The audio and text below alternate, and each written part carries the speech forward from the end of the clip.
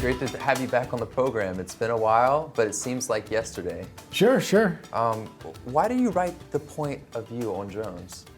Well, drones are particularly hot right now. I think the technology has vast opportunity with it, right? IBM, we don't build or develop drones, so it's a legitimate question. It's also legitimate to ask somebody who runs an Internet of Things business why I want to talk about drones. But the reality of it is, drones really fit within the data economy, just like so many other things, 3D printing, blockchain, all that good stuff, right? So the power of drones right now is really around how they're commercializing video data in a meaningful way.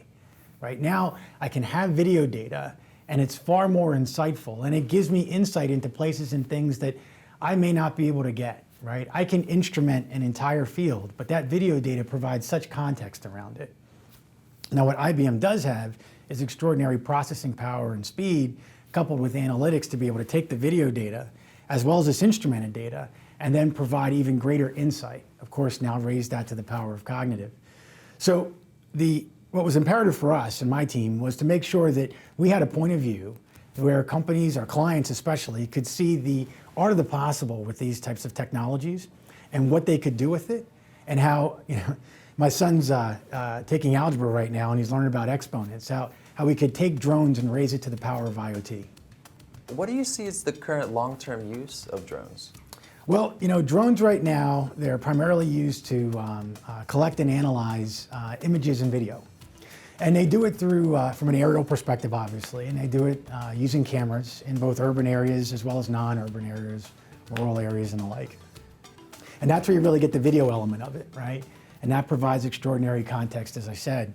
On a longer term, though, drones are actually going to be used to both deliver goods as well as execute tasks.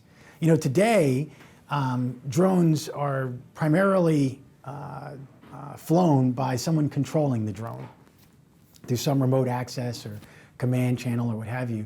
But in the future, drones are going to be autonomous, right? They already have collision sensing and collision avoidance capabilities with it now.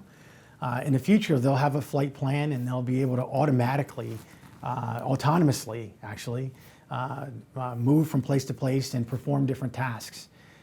You see the development of mechanical limbs, and they'll be attaching mechanical limbs to these drones so that they can execute these tasks.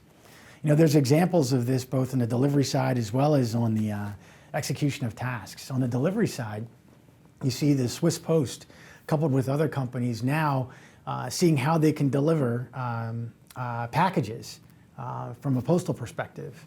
On the task side, the University of Leeds in the UK, they have research going on right now in the development of drones so that they can autonomously both inspect and prevent potholes in roads, and also look how to apply it for other infrastructure like utility pipes and streetlights. So this is fast approaching. This kind of long-term view is really just 18 to 24 months. We're not talking about years, we're talking about months in terms of this capability being available in the market. Now you marry that with Internet of Things data and how IoT has this instrumented capability coupled with the video data, and then with the power of cognitive, I have the ability to learn and man and guide these drones in their autonomous flight plan to be able to perform these tasks. Now you're really cooking with gas. Who are some of the first adopters of drones, and what are some of the prevalent use cases? So right now, some of the current adopters of drones are obviously electronics, agriculture, energy and utilities. Some of the, even media and entertainment actually. Some of the use cases are around precision agriculture, environmental monitoring, inspection, even property surveillance and security. On the precision agriculture side, there's two manufacturers, SenseFly and Agrobotics, that develop drones and develop high quality imagery around crops so that they can sense erosion, water saturation, all that good stuff to feed back over to the farmers. The farmer can get a greater sense of yield and the like. Those are all things that are being used today in association with drones. Now you instrument the farm on top of that, and now you have this instrumented capability from an IoT perspective, from the tractor and all the other machinery, coupled with that video data, and now you've really optimized how much yield you can get out of a farm, and now you've made, again, that data available not just for more efficient operation, but also to be able to sell, which really gets to the heart of the data economy, being able to monetize IoT data. And again, taking that video data and incorporating it in makes you extremely powerful.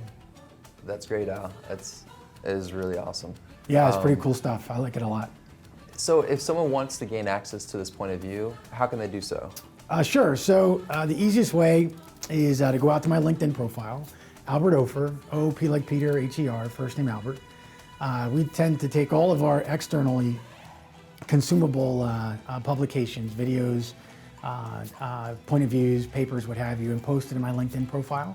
So you can go out there and download it, and if you see an interest, feel free to email me or contact me via LinkedIn, and happy to talk to you about it more. All right. Al, thanks again for joining us today. It's always a joy to have you come in and speak. Hey, it's my pleasure, Cody. It's good to see you again, buddy. Take care.